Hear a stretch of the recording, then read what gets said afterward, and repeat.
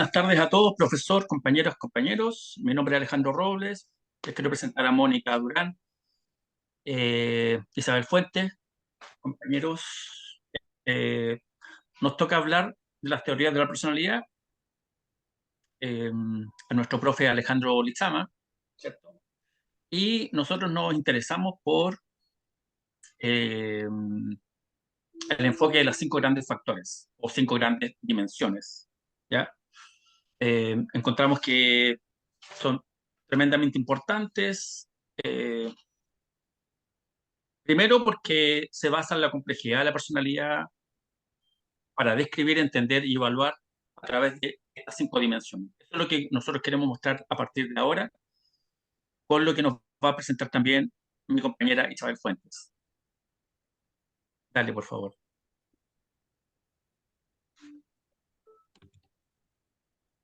Buenos días. Bueno, yo le voy a hablar sobre los orígenes prehistóricos.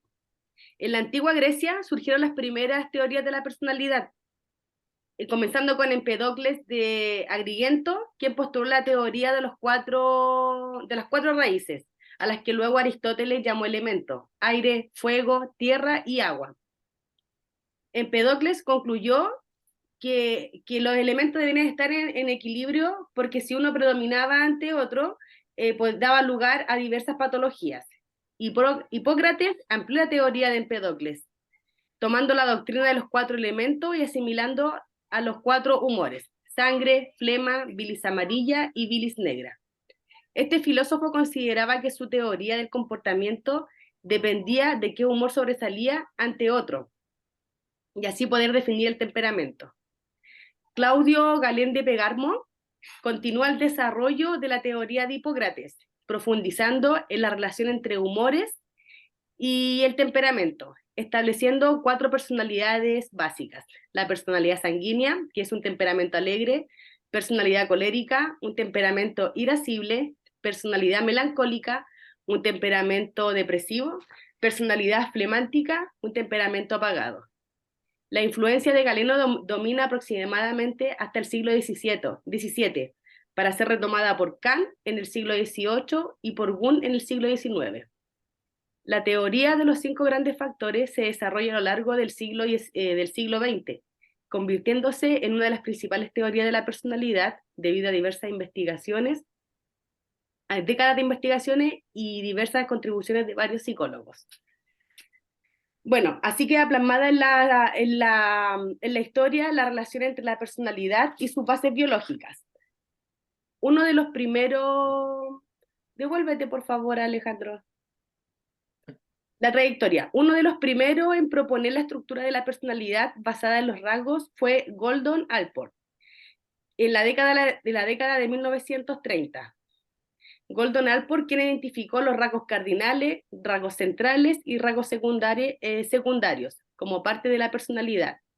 Allport define a los rasgos como predisposiciones a responder de manera igual o similar a diferentes tipos de estímulos. Su trabajo ajustó el camino para la exploración de la personalidad basada en los rasgos. Raymond Cattell propuso una distinción entre factores de la superficie y factores profundos. Redujo un gran número de factores a 16 factores de la personalidad a través de la aplicación de análisis factorial en la década de 1940. Lewis Goldberg realizó investigación importante en el desarrollo de esta teoría, perfeccionando la estructura de la personalidad a 5 dimensiones esenciales, hoy ampliamente conocidas como los 5 grandes factores, consolidándose en la década de 1980. Y sostiene que cualquier modelo para estructurar las diferencias individuales tendrá que basarse en esas 5 grandes dimensiones. Paul Costa y Robert McRae cumplieron un rol fundamental en popularizar, expandir y reconocer esta teoría en el campo de la investigación a través de su trabajo de estudio de la personalidad. Postulan una versión fuerte en este modelo, que sostiene la existencia real biológica de los rasgos de la personalidad, donde la herencia genética tiene un peso considerable y que su desarrollo es esencialmente independiente de las influencias ambientales. Por lo tanto, el modelo de los 5 factores no resulta ser meramente un modelo descriptivo, sino que pretende explicar la naturaleza de los rasgos. A continuación los dejo con mi compañera Mónica. Hola, buenas tardes. Bueno, yo les voy a hablar sobre los 5 grandes factores. Este modelo abarca la mayor parte de los rasgos de la personalidad. En 1990, McRae y Costa propusieron este modelo como estudio para la estructura de la personalidad, con un sistema de 5 rasgos de estructura. Para esto y estas 5 dimensiones básicas se consideraban independientes a la influencia de determinadas culturas, como mencionaba mi compañera en la PPT anterior. Pero este modelo establece también que estas dimensiones son relativamente estables a lo largo de la vida y tendría una orientación genética de la que puede llegar a ser la personalidad de una persona. Estos autores también incluyeron en el modelo factores de segundo orden, los cuales fueron llamados facetas. Esto con el fin de lograr mayor profundidad para identificar la personalidad de un sujeto. Si puedes cambiar la PPT, Alejandro, te lo agradecería. Bueno, dentro de las líneas de investigación de los modelos creados para la identificación de la personalidad, existen 2 líneas.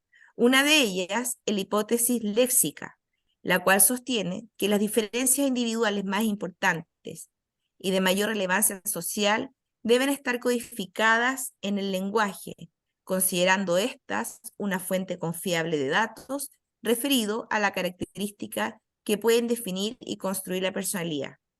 La segunda es la tradición factorial, donde se abarcan los factores de personalidad mediante el análisis de datos, tomando el lenguaje como herramienta metodológica y estadística del análisis factorial.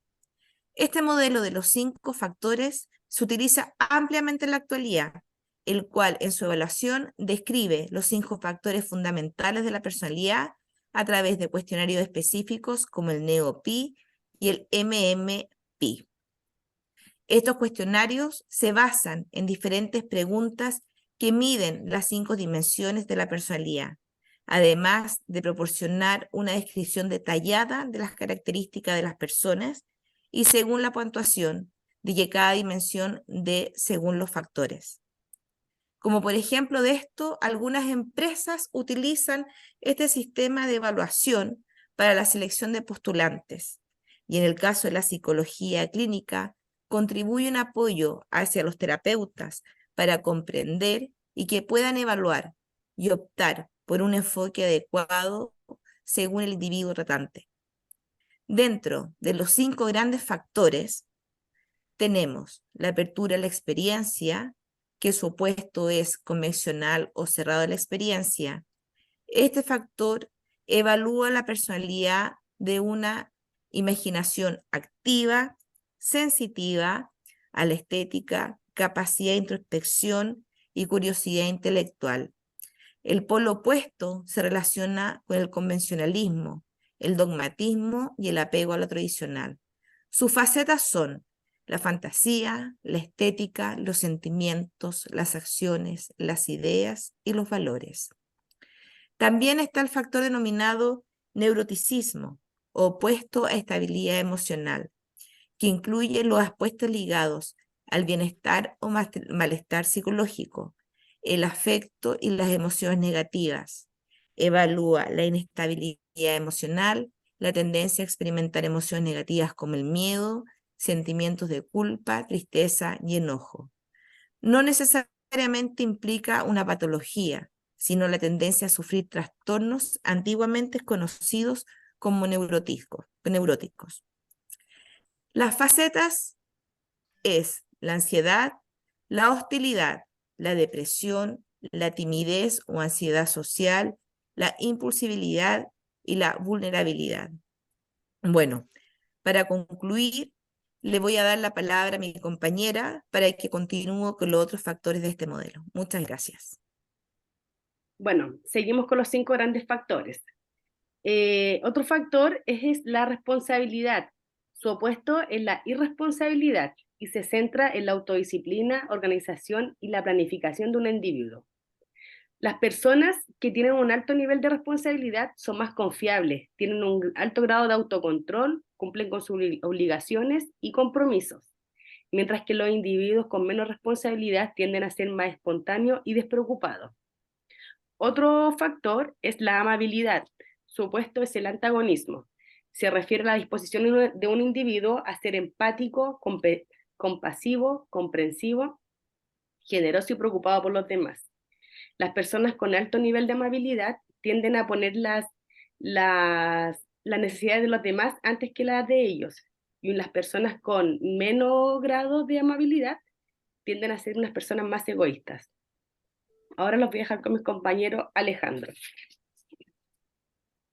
Sí, la dimensión extraversión y su polo opuesto, la introversión, lo define Costa y Craes como la cantidad e intensidad de las interacciones que la persona tiene, ¿cierto? Nivel de actividad, necesidad de estimulación y capacidad para manejarse con la alegría. Se enfoca particularmente en eso, en la energía. ¿Ya? Y de alguna manera van hablando a propósito de las personas extrovertidas, las personas que son más sociables, que son más activas, que tienen mayor cantidad de energía, que, que funcionan desde la asertividad, son más osadas, son más conversadoras, ¿cierto? Eh, Tienen una cantidad de energía mayor, más animosos. Y su polo opuesto, que de alguna manera no es el polo opuesto completamente, sino que es eh, ese tipo de personas que son más calmadas, más silenciosas, que no tienen tanta energía, ¿cierto? Pero sin embargo, no podríamos decir que son infelices, porque tienen eh, o son pesimistas, sino que más bien están alejados de lo social, están más vinculados a un espíritu más apagado, más calmado. Desde ese punto de vista, tanto Heinze como Costa y Cabres y Craes hacen este alcance, ¿ya? De que por lo menos en esta dimensión no son polos opuestos, sino que uno tiene menos energía que el otro. Lo podríamos catalogar de esa manera. De esta manera queremos concluir este modelo, ¿cierto?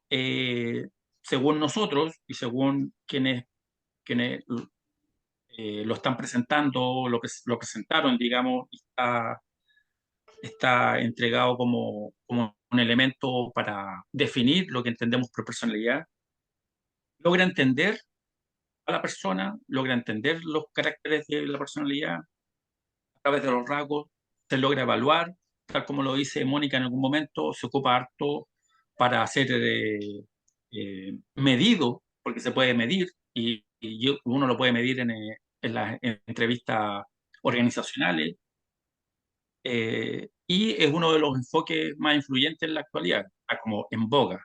Por lo tanto, tiene mucha preponderancia a propósito particularmente de los estudios que se han hecho, porque se han hecho muchos estudios respecto a esto y una de las características que la psicología busca es que es medible, son rasgos que se pueden medir y eso permite ir definiendo con mayor precisión, ¿cierto?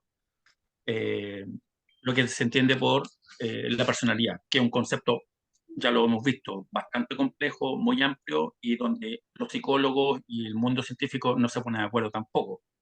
Pero este modelo tiene bastante más repercusión ahora, en nuestra época.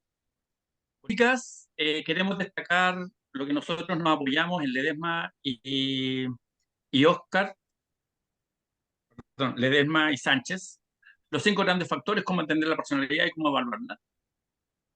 2007, Binet y Sáez, 1997, con su texto Nuevo Desarrollo en Psicología de la Personalidad, el modelo de los 5 factores, revista Terapia Psicología, 1997.